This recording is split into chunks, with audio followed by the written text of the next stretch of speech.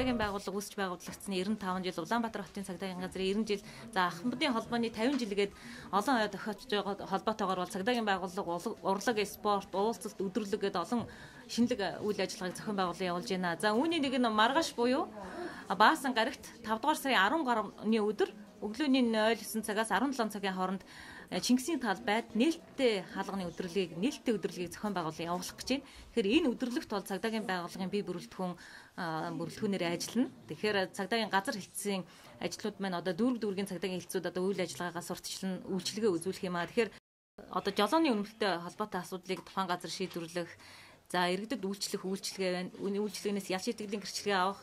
Та хэрвээ цагдаагийн байгууллагад орж ажиллах одоо хүсэл сонирхолтой, цагдаагийн одоо сургууль сурах юм хүсэл сонирхолтой байгаа бол тухайн газар ирээд одоо өөрийнхөө бичиг баримтыг бүрдүүлээд одоо өгч эрх зүйн тусалцаа авах юм боломж нэгдэж байгаа.